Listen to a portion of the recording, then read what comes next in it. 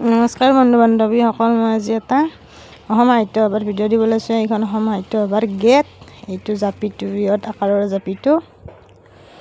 এয়া আমি সাহিত্য সভালৈ গৈ আছিলোঁ। এইটো যোৱা পৰহিৰে ভিডিঅ' মই আজি দিছোঁ। গৈ আছিলোঁ সাহিত্য সভালৈ বুলি।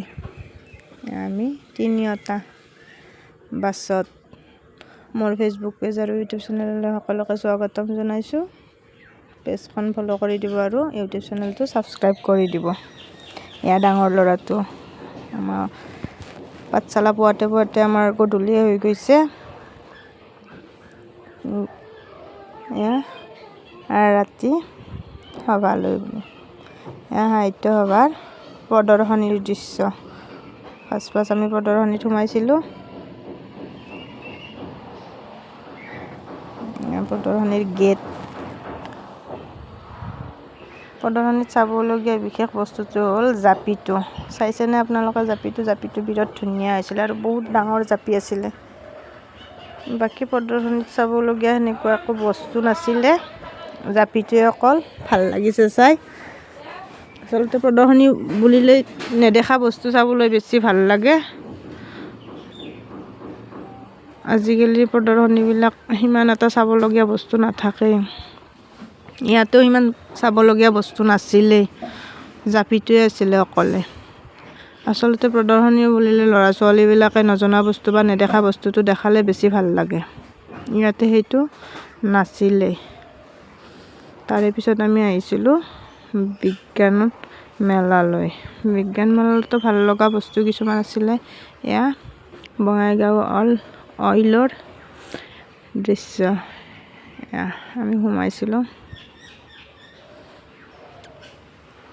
আমি যোৱাতে ৰাতি হৈছিলে আচলতে। এয়া এইটো ৰকেট বনাইছিলে, দেখিবলৈ ভালেই লাগিছিলে। এইটো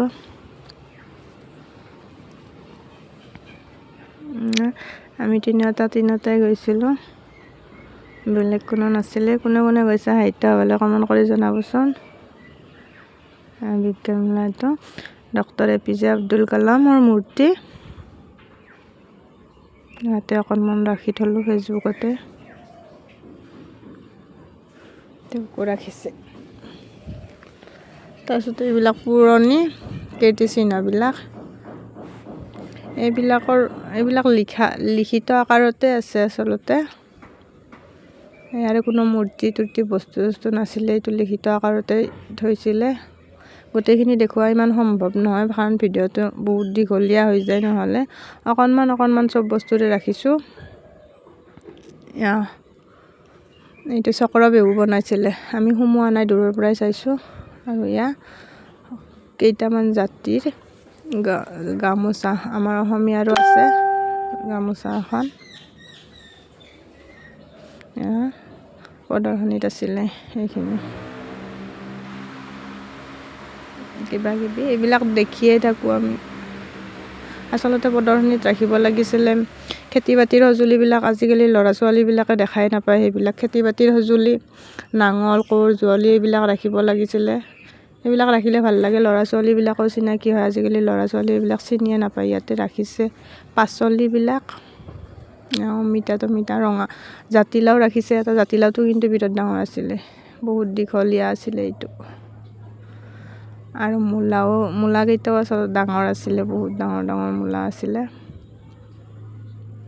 পাচলিয়ে ৰাখিছে বেছিকৈ প্ৰদৰ্শনীটো।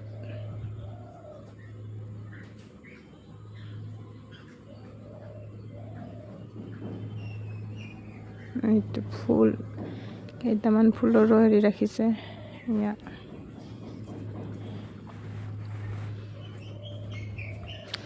মোৰ ল'ৰা দুটাই সাহিত্য সভা কি জানিব বিচাৰি আছিলে, সেইকাৰণে লৈ যাই সিহঁতক দেখাই দিছোঁ। এয়া সাহিত্য সভা, এয়া অসম পৰ্যটনৰ। এইটো এটা ডাঙৰ গড় ৰাখিছিলে সন্মুখত, গড়টো চাই ভাল লাগিছে। এয়া চাংঘৰ আছিল, চাংঘৰত উঠা নহ'লেই পিছে আমাৰ। চাংঘৰত উঠিবৰ কাৰণে লাইন পাতিব লগা হৈছে। ইয়াতে পাঁচটা মানুহ উঠিব দিছে, একেলগে বহুত উঠিব দিয়া নাই, এইটো ভাঙি যাব বুলি। এয়া চক্ৰবেহু ওলোৱাৰ সময়ত আমি অকণমান আৰু লৈ লৈছিলোঁ ক্লিক। ওলোৱা টাইমত কিমান মানুহ হৈছে, মানুহ কিন্তু বহুত হৈছে দেই। মোৰ ভিডিঅ'টো চাই ভাল লাগিছে যদি লাইক কমেণ্ট আৰু শ্বেয়াৰ কৰি দিব। এতিয়া আপোনালোকৰ অলপ গোবিন্দৰ গান লওক।